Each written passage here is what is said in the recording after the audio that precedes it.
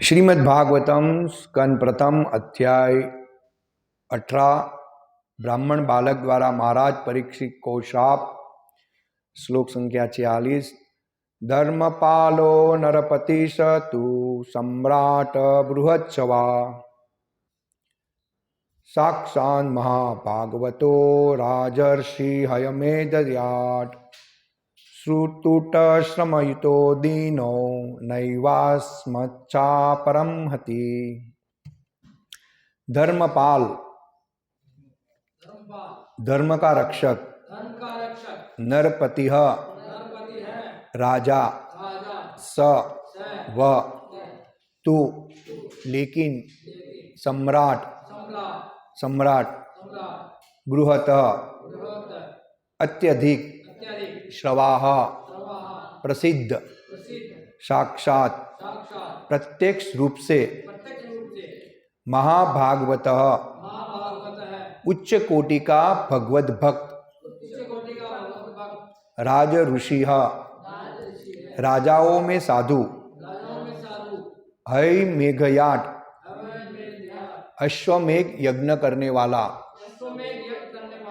श्रुत भूख, त्रुट प्यास, श्रमयुत थका हारा, दीन विपत्ति का मारा, न कभी नहीं, एव इस प्रकार, अस्मत् हमारे द्वारा, शापम श्राप, अहर्ति के योग्य है।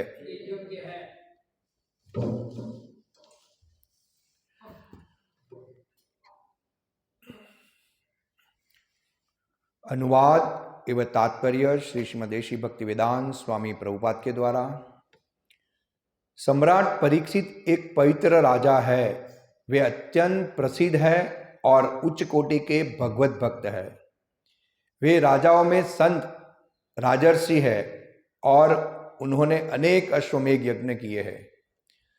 जब ऐसा राजा भूख तथा प्यास का मारा थका हारा होता है तो वह किसी भी तरह से शाप दिए जाने के योग्य नहीं होता। तात्पर्य, राजपद संबंधी सामान्य आचार संहिता बताने के बाद तथा यह बताने के बाद कि राजा कोई त्रुटि नहीं कर सकता, अतः एवं कभी निंदनीय नहीं है। मुनि श्रमिक राजा परीक्षित के विषय में विशेष रूप से कुछ कहना चाह रहे थे। महाराज परीक्षित के विशिष्ट गुणों को यहाँ पर संक्षेप में दिया गया है। यदि राजा परीक्षित की गणना केवल राजा के ही रूप में की जाए तो वे अत्यंत विख्यात शासक थे। उन्होंने राजा के धार्मिक नियमों के अनुसार शासन चलाया। शास्त्रों में समस्त वर्णों तथा आश्रमों के कर्तव्य बताए गए हैं। भगवद गीता अध्याय 18 श्लोक संख्या 43 में क्षत्रिय के जिन गुणों का उल्लेख है वे सारे के सारे सम्राट परीक्षित में विद्यमान थे। वे भगवान के महान भक्त भी थे और स्वरूप सिद्ध व्यक्ति भी। ऐसे राजा को शाप देना कदापि उचित नहीं है।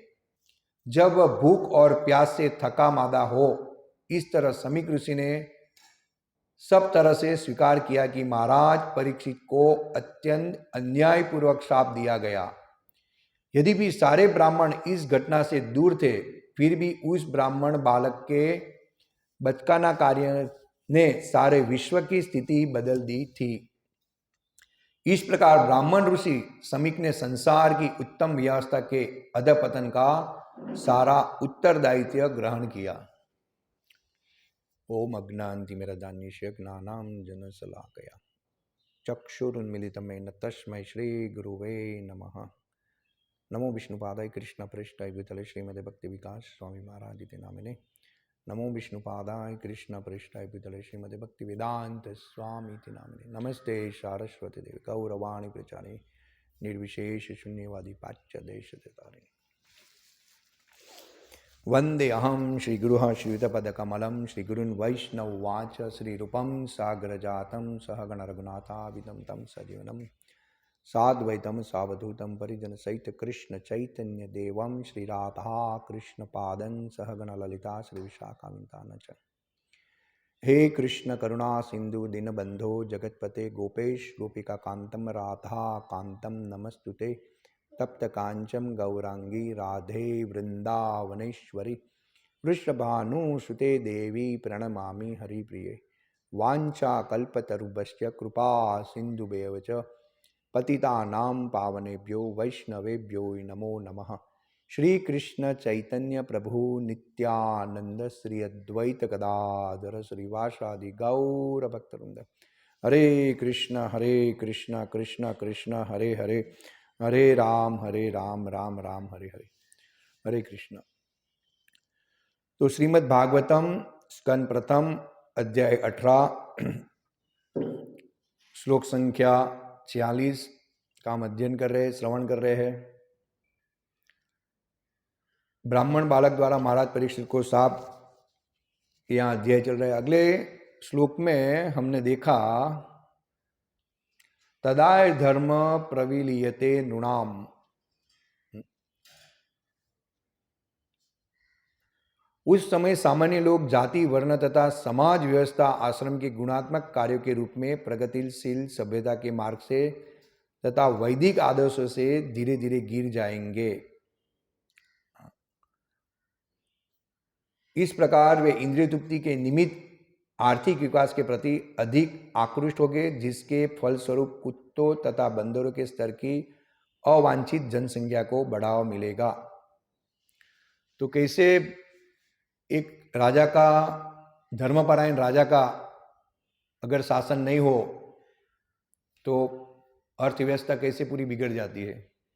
ये पिछले श्लोक में हमने देखा कि सब कुत्ते बंदर की तरह बन जाएगा, वर्ण संस्कार प्रजा उत्पन्न होगी, धर्म का आचरण करने वाला कोई नहीं होएगा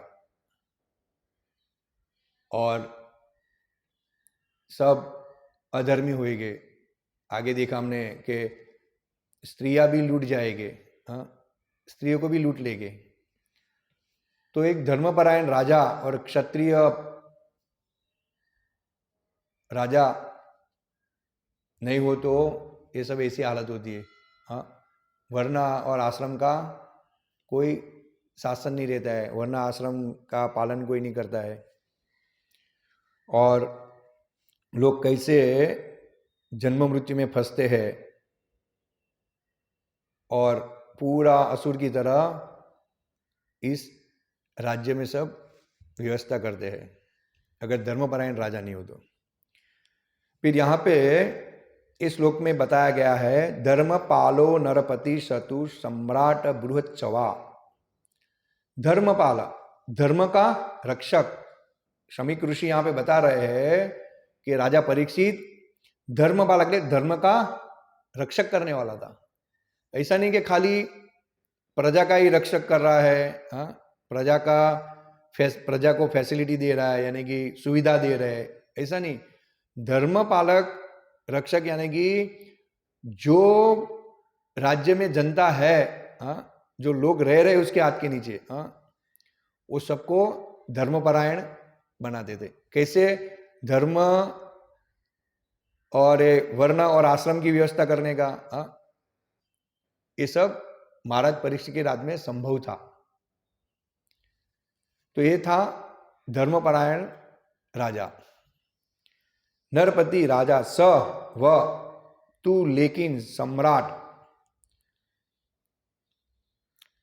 फिर लिखा है साक्षात महाभागवतो राजर्षिहय मेघयाट।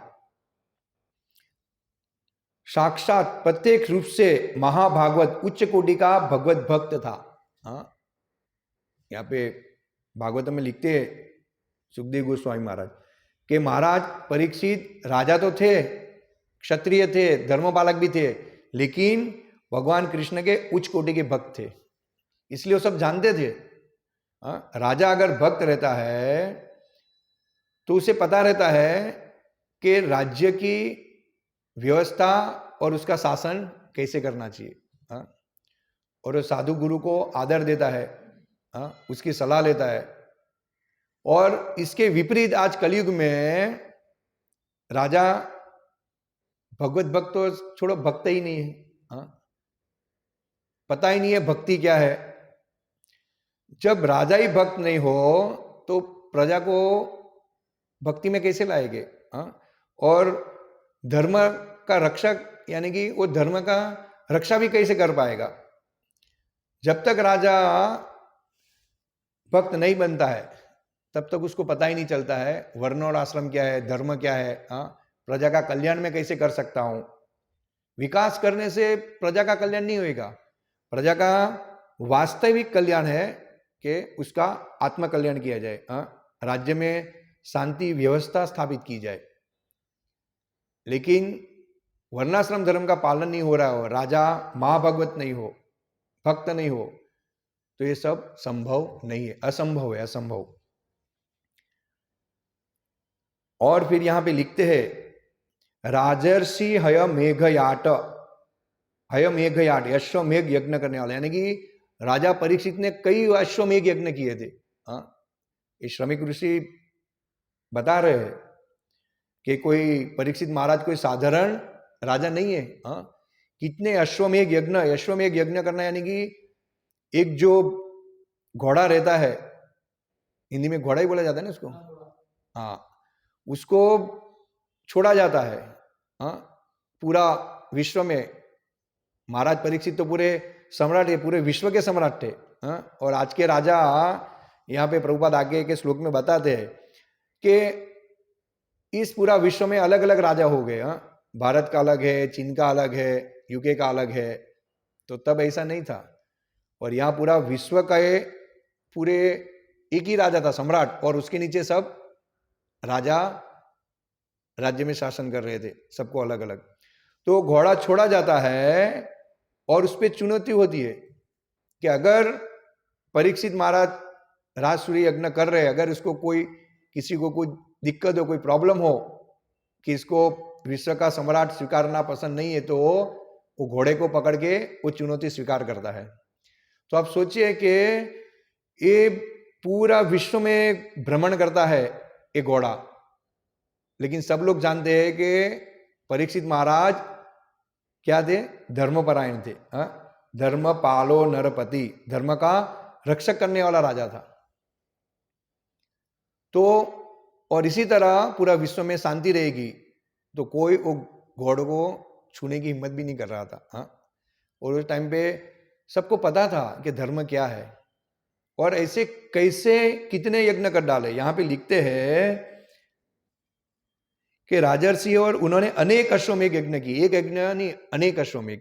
आप देखिए अश्वमेघ यज्ञ करके वो पूरा विश्व में शांति लाना चाहते हैं, लोगों को भगवत भक्ति की ओर ले जाते हैं और लोगों का कल्याण करते हैं। इसी तरह ये विश्व में शांति रहती है। लेकिन आज अश्वमेघ यज्ञ क्या कहाँ हो रहा है?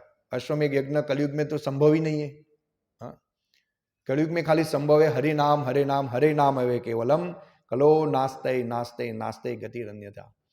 यानी कि कलयुग के दम युग में हरि नाम हरि नाम हरि नाम के सिवा कोई विकल्प नहीं है, कोई विकल्प नहीं है, कोई विकल्प नहीं है। हाँ, तो आज राजा कहाँ हरि नाम कर रहे हैं, कहाँ हरि नाम संकीर्तन यज्ञ का प्रचार कर रहे हैं? हाँ, नहीं कर रहे।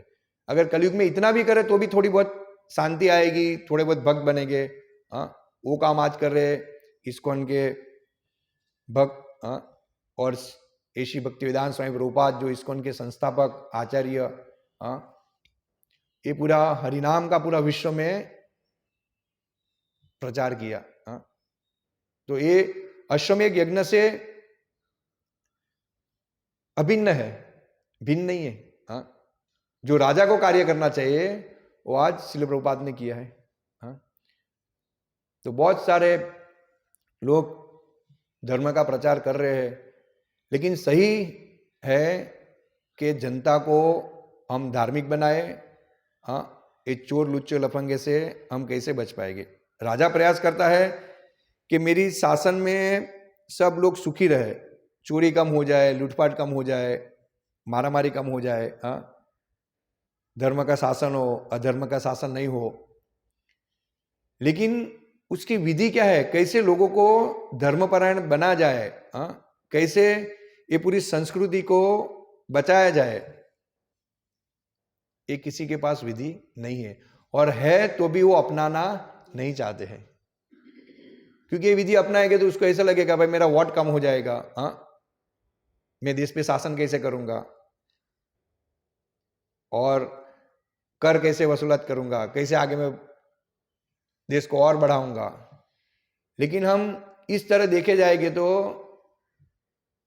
हम देश के कोई भी नागरिक को सुखी नहीं कर पाएंगे। इसलिए श्रमिक ऋषि यहाँ पे बहुत अच्छा तात्पर्य में बता रहे हैं, राजपथ संबंधी सामान्य आचार संहिता बताने के बाद तथा यह बताने के बाद कि राजा कोई त्रुटि नहीं कर सकता, यानी कि परीक्षित महाराज कोई त्रुटि नहीं कर सकते, क्योंकि महाभागवत थे और धर्मपरायण थे, ये श्रमिक ऋषि जानते थे। और आगे बताया गया है कि अगर राजा कोई त्रुटि भी करता है तो दंड का अधिकारी राजा नहीं होता है, और साप देने की तो बात ही दूर रही। ऐसा श्रमिक ऋषि उनके पुत्र को बता रहे कि अगर राजा से कोई भूल भी हो गई हो तो दंड के पात्र नहीं रहता है। और महाभागवत थे, आज परीक्षित महाराज को शाप दे दिया समीक पुत्र श्रृंगी ने, तो परीक्षित महाराज ने उसको स्वीकार कर लिया कि भगवान की इच्छा एक राजा का गुण है। फिर शमीक ऋषि बता रहे, राजा परीक्षित के विषय में विशेष रूप से कुछ कहना चाह रहे थे, यानी कि शमीक ऋषि महाराज परीक्षित के विषय में कुछ कहना चाह रहे थे। महाराज परीक्षित के विशिष्ट गुणों को यहां पर संक्षेप में दिया गया है, संक्षेप में दिया गया, यानी कि बहुत सारे गुण हैं महाराज परीक्षित में, लेकिन थोड़े बहुत गुण यहां पे दी गए हैं। और वो शमीक ऋषि यहां पे बता रहे, यदि राजा परीक्षित की गणना केवल राजा के ही रूप में की जाए तो वे अत्यंत विख्यात शासक थे। कि अगर महाराज परीक्षित को राजा के रूप में की जाए गणना कि खाली राजा है, तो भी वो बहुत प्रसिद्ध राजा है, सामान्य राजा नहीं है, पूरा विश्व के सम्राट के राजा है और सामान्य राजा नहीं थे।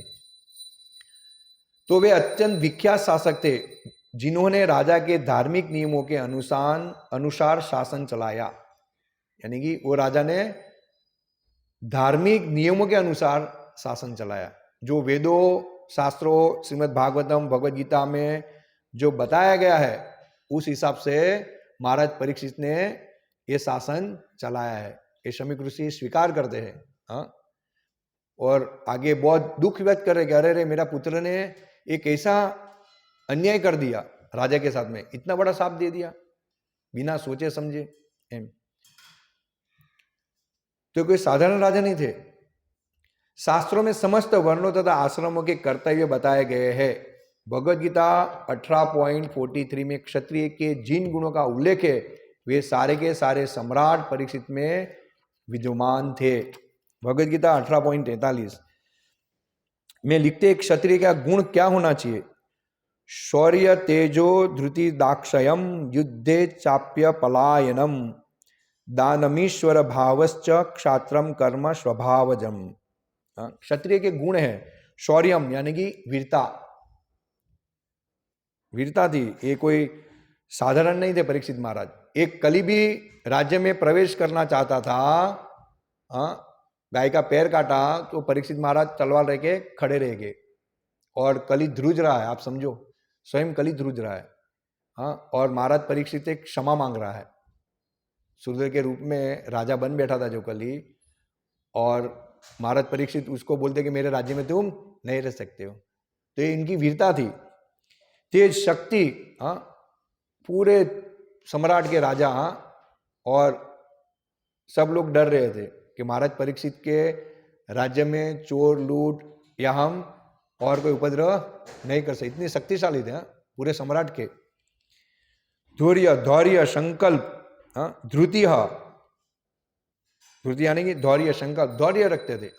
इतना बड़ा शाप दे दिया ऋषिपुत्र ने, फिर भी परीक्षित महाराज ने नहीं तो गुस्से हुए, नहीं तो ऋषि पुत्र को कुछ किया, नहीं तो ऋषि को कुछ किया, भगवान की इच्छा। और एक धर्मपरायण थे, इसलिए उसको धैर्य पता था कि एक साधु का हमें सम्मान कैसे करना चाहिए। एक क्षत्रिय के गुण है। दाक्षयम, दक्षता, युद्धे, युद्धमा च अने पलायन, भागी न जो, यानी कि पीठ बिदा के भागने वाले नहीं थे। कुछ भी हुआ तो अपनी क्या बोलते, जो जनता है उसको छोड़ के चले जाओ। हमारे जो नागरिक, जो परीक्षित महाराज में, मानो कि कोई युद्ध करने आया तो परीक्षित महाराज पीठ दिखा के भागने वाले में नहीं थे। कि मैं ये सबको छोड़ के जाऊं, कुछ भी आपत्ति आई तो। लेकिन आज देखो कहां कहां चले जाते सब। कुछ भी एक कोरोना आया तो सबको घर में घुसा देते हैं। पहले खुद की सुरक्षा करते हैं, फिर नागरिक की सुरक्षा होगी। तो ऐसे नहीं थे। यानी कि वो खुद कि भाई मैं भगवान का प्रतिनिधि हूं। प्रभुपाद यहां पे लिखते हैं कि महाराज परीक्षित भगवान के प्रतिनिधि थे। क्यों प्रतिनिधि? क्योंकि वो शास्त्र के अनुसार राज्य कर रहे थे। दानम, दान देने में उदारता थे। एक राजा होने के बाद भी वो दान देते थे। सब ऋषि को,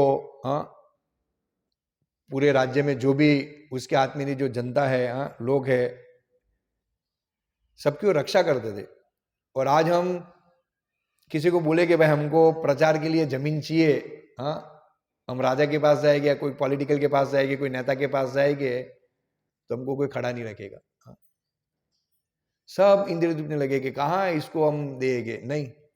लेकिन वो लोग समझ नहीं रहे हैं कि ये लोग प्रचार कर रहे हैं, और जो कार्य हमको करना चाहिए ये कार्य ये लोग कर रहे हैं। श्रील प्रभुपाद गए फॉरेन, तो खाली 40 रुपया लेके यहां से गए और देखा कि पूरा न्यूयॉर्क में ऐसा ही बोले कि महाराज आपका यहाँ पे कुछ काम नहीं, चले जाइए। लेकिन प्रभुपाद का हृदय एकदम उदार था। इसलिए सोचा कि ये सबका उद्धार कैसे होएगा। इसलिए प्रभुपाद वहां पे, सबको दया है, सब जीव पे दया थी प्रभुपाद को। और वहां से खाली एक झाड़ के नीचे डुगडुगी बजा के हरे कृष्ण का कीर्तन करके प्रभुपाद ने हिप्पी लोग को, जो चरस, गांजा, LSD, सब शराब, मांसाहार जो कर रहे थे, परस्त्री गमन, वो सबको प्रभुपाद ने भक्त बना दिया। इतना भक्ति में पावर है, शुद्ध भक्ति में। और वहां की सरकार इतना करोड़ों अबजों मिलियन खर्च करने के बाद भी वहां की जनता को सुधार नहीं पाई। वो प्रभुपाद ने करके दिखा दिया। इतनी शक्ति है हरिनाम में, इतनी शक्ति है शुद्ध भक्त में, इतनी शक्ति है भगवान के पार्षद में।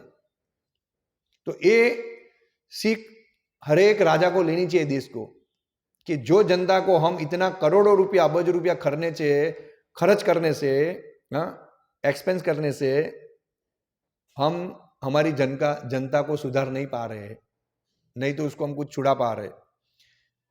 तो ये हरिनाम इतना प्रभावशाली है कि पूरा विश्व को बदल देगा, सब कुछ छुड़वा देगा। तो ये राजा को ये ध्यान देना चाहिए कि एक साधु को और ये वैष्णव को हम कैसे उसका मान सम्मान दें, कैसे उसकी सलाह ले, जिससे हम ये पूरा विश्व को धर्मपरायण बना सके। हम तो नहीं बना सके, लेकिन कम से कम ये लोग को तो उत्तरदायित्व दे और उसके तो हम हेल्प करें। लेकिन आज कलयुग में वो भी नहीं करना चाहते।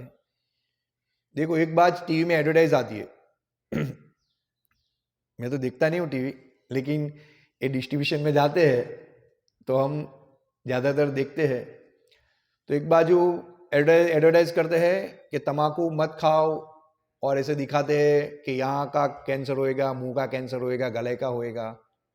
और एक बाजू सरकार वही तम्बाकू बेचने के लिए परवानगी दे रही है, जब पता ही है कि शराब, तम्बाकू इत्यादि व्यसन जो है वो मनुष्य को नुकसान करता है, नरक की ओर ले जाता है। तो फिर आप उस पर प्रतिबंध क्यों नहीं लगाते हैं? और एक बाजू से एडवर्टाइज भी करते हैं, एक बाजू से आपको प्रोत्साहन भी मिलता है कि आप खाओ, और दूसरी बात से बोलता है कि आप मत खाओ। जब उसको खाने का ही नहीं है, ये सब तकलीफ होती है, तो इस पे ही प्रतिबंध रख दो ना। तो नए खाने के बाद ही कहां आई। इसी तरह ये कलयुग में सबकी बुद्धि भ्रष्ट हो गई है एकदम। तो एक कर्तव्य क्या होना चाहिए राजा का, यहां पे बता रहे भगवद गीता के 18 अध्याय में 43 श्लोक में कि एक राजा के क्या गुण होने चाहिए। और फिर लिख रहे कि वे भगवान के महान भक्त भी थे और स्वरूप सिद्ध व्यक्ति भी। ऐसे राजा को शाप देना कदापि उचित नहीं है। ऐसे राजा को शाप देना कदापि उचित नहीं है। देखो ये शमीक ऋषि बता रहे, एक ज्ञानी है, हाँ, कि कैसे आज वो टाइम पे ऋषि भी एक अच्छा राजा अगर उसके बीच में नहीं रहता है, अगर या ऋषियों से भी गलत हो जाता है तो कितना बड़ा अफसोस करते, कितना दुख व्यक्त करते हैं, हाँ? और आज यहाँ पे गाय भी कट जाएगी या कोई साधु का कत्ल हो जाएगा, हाँ? जैसे बीच में इस्कॉन में सब बंगाल में एक मंदिर में सब भक्त को मेरे ख्याल से मर्डर हो गया था, सबका मारा गया था, मारा डाला था, मैंने ऐसा सुना था, दिखाए थे बीच में टीवी में। तो सोचो एक राजा को ऐसा ये होना चाहिए कि एक साधु का कत्ल हो रहा है, हाँ? जो धर्म का प्रचार कर रहा है, ये पूरी विश्व का कल्याण करने के लिए साधु इतनी दिन रात तपस्या कर रहे, हाँ? और यहां पे देखिए एक ऋषि धर्मपरायण राजा चाहता है कि हमने क्या कर डाला कि हमारे बीच में नहीं रहेंगे तो। और आज का राजा को इतना कुछ पड़ा ही नहीं है, हाँ? कौन मरे कौन कटे क्या हुए, चलो ये सब बहुत, ये सब जनता को भी सोचना चाहिए। सब बद जीव हम सब इतने व्यस्त हो गए कलयुग में 3 गुणों के प्रभाव से, कली के प्रभाव से, कि हमको कुछ दिख ही नहीं रहा है। सत्य क्या है, असत्य क्या है, धर्म क्या है, अधर्म क्या है, सही क्या है, गलत क्या है, किसी का कोई भेद ही कोई किसी को पता ही नहीं है, हाँ? क्योंकि ये प्रामाणिक शास्त्र कोई पढ़ने का समय ही नहीं निकाल रहे ना, हाँ? जैसा राजा वैसा प्रजा, ऐसा हो गया है। तो बहुत दुख की बात है आज के समय में, जब वह भूख और प्यास से थका मादा हो। इस तरह शमीक ऋषि ने सच तरह से स्वीकार किया कि महाराज परीक्षित को अत्यंत अन्यायपूर्वक शाप दिया गया, यानी कि न्यायपूर्वक शाप नहीं दिया गया। शमीक ऋषि स्वीकार रहे, आप देखिए कि अन्यायपूर्वक परीक्षित महाराज को शाप दिया गया, फिर भी महाराज परीक्षित कुछ नहीं किया, उसको स्वीकार कर लिया क्योंकि वो भक्त थे। यदि भी सारे ब्राह्मण इस घटना से दूर थे, फिर भी उस ब्राह्मण बालक के बचकाना कार्य ने सारे विश्व की स्थिति बदल दी थी। एक श्राप से पूरी विश्व की स्थिति बदल गई। देखो कि सही राजा नहीं रहेगा तो अभी आगे क्या होगा, हाँ? सब स्त्रियां लूट लेंगे, हाँ? वर्ण संस्कार, प्रजाएं वर्ण संस्कार प्रजा हो जाएगी, हाँ? कोई धर्म का आचरण नहीं करेगा, वर्णाश्रम धर्म का पालन कोई नहीं करेगा, तो कितना बड़ा उसका असर पड़ेगा ये पूरी सृष्टि में। ये सब सोच रहे थे और आज उससे सब अलग है कि धर्म जहां हो वहां धर्म रहे, जिसको जो करने का करे, हाँ? हमें तो बस हमारा टैक्स मिलना चाहिए और टैक्स से हम और प्रगति करेंगे और प्रगति विकास करेंगे और लोग सुखी होंगे, लेकिन कोई सुखी होएगा नहीं, हाँ? कोई सुखी नहीं होएगा। ऐसे बिना धर्म परायण राजा से ये विश्व में कभी भी शांति नहीं आएगी। यहाँ पे सीखना चाहिए और हर एक राजा को, हर एक पॉलिटिकल को ये श्रीमद् भागवतम पढ़ना चाहिए, हाँ? प्रभुपाद बोलते कि हर एक रिच कुटुंब में यानी कि सबके घर में भागवतम होना चाहिए, लेकिन खासकर जो बड़े बड़े है उसका घर में भागवतम होना चाहिए। यद यद आचरति श्रेष्ठम, यानी कि उसका आचरण दूसरा करेगा। लेकिन आज इसका आचरण ही नहीं हो रहा है तो राज्य व्यवस्था कैसे चलने की समझ कहां पे पड़ेगी, वो डिसीजन ही नहीं ले पाएगा। इस प्रकार ब्राह्मण ऋषि शमीक ने संसार की उत्तम व्यवस्था के अधपतन का सारा उत्तरदायित्व ग्रहण किया, यानी कि अभी पूरा संसार की उत्तम जो व्यवस्था है उसका अधपतन हो जाएगा, पतन हो जाएगा, हाँ? सब व्यवस्था एकदम छिन्न भिन्न हो जाएगी, आप समझे? उसका उत्तरदायित्व मेरा है, मेरे कारण ये सब हो रहा है, ऐसे ऋषि ऐसे स्वीकार कर रहा है। तो इस प्रकार यहाँ इस श्लोक का तात्पर्य यही है कि एक प्रसिद्ध राजा कैसे होना चाहिए, क्षत्रिय किसको बोला जाता है, राजा के क्या गुण होना चाहिए, और राजा के साथ एक ऋषि को व्यवहार कैसा करना चाहिए, और कैसा राजा देश के लिए कल्याणकारी है, कैसे विश्व में शांति रह सकती है अगर एक धर्मपरायण राजा हो तो। हाँ, और यही हमको यहाँ पे सीख लेने का है। बाकी इसको वोट दो, उसको वोट दो, उसको वोट दो, बिना धर्मपरायण राजा के बिना कुछ होएगा नहीं। और लोकशाही, प्रभुपाद लिख रहे कि लोकशाही दुख का कारण है, ऐसा है, पहले लोकशाही नहीं थी। तो हमें भगवान की शरण लेनी चाहिए। भले विश्व ऐसा है बिना धर्मों को पीछे रख के आगे भागने की कोशिश कर रहा है, लेकिन जब तक हम कृष्ण की शरण में नहीं है, और ये अश्वमेध यज्ञ कलयुग में संभव नहीं है, लेकिन कलयुग में संभव है हरि नाम, हरे कृष्ण कृष्ण कृष्ण हरे हरे, हरे राम राम राम हरे। यही हमारा अश्वमेध यज्ञ है। अगर यही सबके जुबा पे आ गया और सब लोग ये मंत्र बोलेंगे रोज, इसका अध्ययन करेंगे श्रीमद् भागवतम भगवद गीता का, तो ये वापिस सब में थोड़ी बहुत शांति आने की संभावना है। और पूरा विश्व करेगा तो शांति संभव ही है। हरे कृष्णा। श्रीमद् भागवतम की जय, श्रील प्रभुपाद की जय। वांछा कल्पतरुभ्यश्च कृपा सिंधुभ्येव च पतितानां